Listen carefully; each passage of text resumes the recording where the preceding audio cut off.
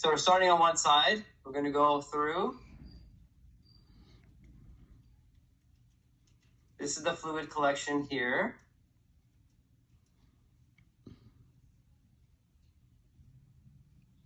Okay. Now we're going to look at a different angle. So you can see this fluid around the spinal cord. There's a leak that goes through. That's ultimately come in a different area here. That was all the fluid still? That's the leak? That's fluid, yeah. Now, is that considered, I mean, you looking at that, is that a lot of fluid? It's a lot of fluid. It is. Yeah. Now, I've seen smaller ones of these go away on their own, but something this large and this superficial probably won't go away on its own.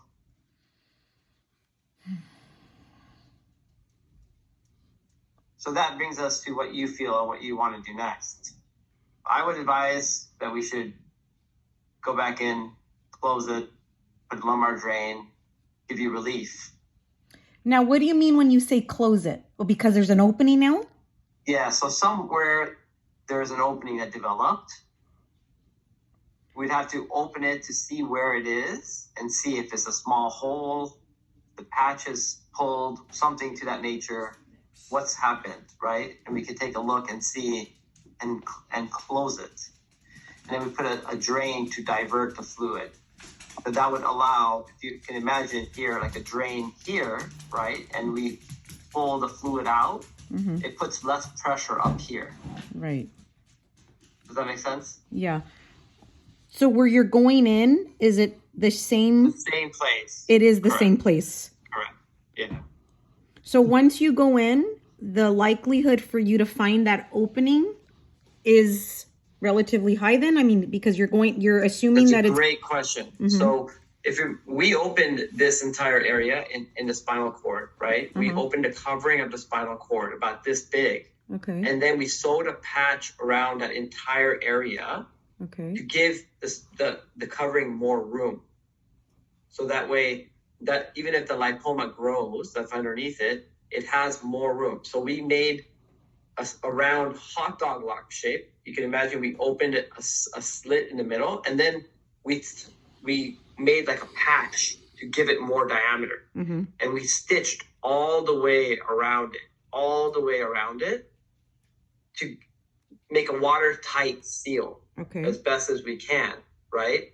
And so you have a cylinder, and then you have an extra patch to enlarge the diameter of the spinal cord. And each of those stitches are going through and holding the fluid of the spinal cord in. Now, somewhere along that entire site, there might be a leak. Where? I'll have to look for it. At the entire part all around it, look for it. If it's a small hole, right, then we can put in a stitch. It'll be a lot easier. But if there's some place around the entire area that I can't see clearly, it makes it a little bit harder. So it'll have to be a little bit of looking in the microscope, looking at the entire periphery of it, finding where the leak is, and then closing it as best as we can. Now, is there a possibility that it goes away? There is, but it's unlikely because it's superficial, it's large, and it hasn't happened in the past 6 months. The fact that you're getting better, I know I would want to think that we could wait and it would go better, but it's been 6 months, still there. Probably should go and take care of it before it becomes... The leakage is more accustomed to it. Right? So you can also imagine that you have this much fluid here where it shouldn't. Your brain is now used to this extra fluid there. And I don't want it to get permanently used to making a larger amount of cerebral spinal fluid when it doesn't need to. So we can close this off, take this extra volume away so the brain doesn't get used to producing this extra amount of fluid. So sure, could we fix it in a year? Yeah, we could, or 2 years, yeah, but it's better to do it sooner rather than later. Mm-hmm.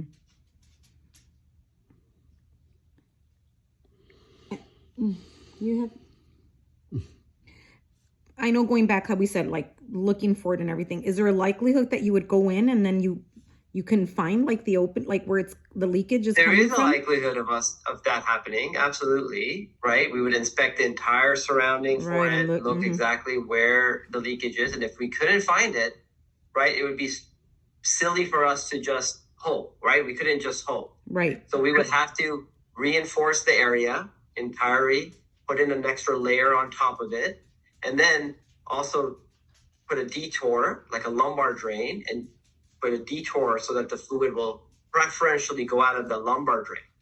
So we would put in a drain lower down here, preferentially pull the fluid here, so that way this area wouldn't get as much fluid pressure. Does that make sense? So you drain from the bottom. Drain from the bottom, preferentially pulling the fluid down so there's not much resistance up here. Right. So even if the worst case scenario, we can't find the leak, we patch it, we close it. Preferentially, fluid comes down here, there's less pressure coming out from here. Less pressure of the fluid to find alternative ways to go. So instead, the fluid would just go straight down the path of lowest resistance, and it would seal up over here. But then you'd have the drainage would be lower back? So great question. So then the drainage that is placed is a tiny, tiny tube, about 1 millimeter or 2, and that goes into the spinal canal very low. And then when you pull that out, usually the muscle around it, because it's such a small hole, the muscle around it will just push it closed. Can a pseudomeningocele happen there as well? It can. It's much rarer. Mm-hmm.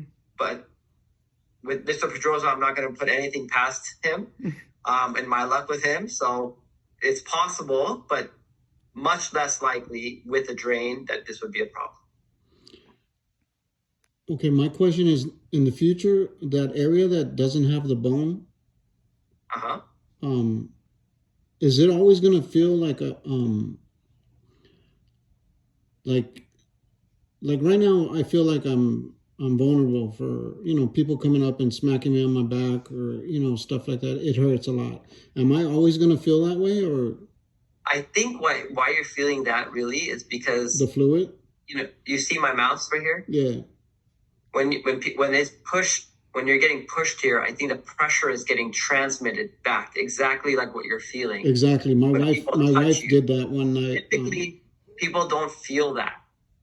What you're feeling right now, when this is all muscle holding it together, thin layers of muscle, people don't typically feel that. Mm-hmm. So unfortunately, because of this fluid there, it's transmitting back. But when it's not there, and this is all soft tissue like this, people don't tend to feel what you're feeling. Right. Now, if they hit you hard, right, pat you hard, yeah, some of that muscle will push in because there's no bone there. But typically, we do this type of surgery up and down, the spinal canal, back at 3, 4, 5 levels of laminectomy, and typically people don't complain of that. Mm-hmm. I want to be one of them people.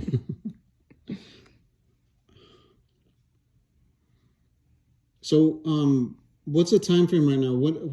When do I have to? Look, I will do whatever you want. You want me to do it tomorrow? I'll do it for tomorrow. You want me to do it next month? I'll do it for you next month. I want to take care of you. You're the one person in the past year that I have this with. The only person. So you break me my heart, and I want to do what's best for you at your schedule.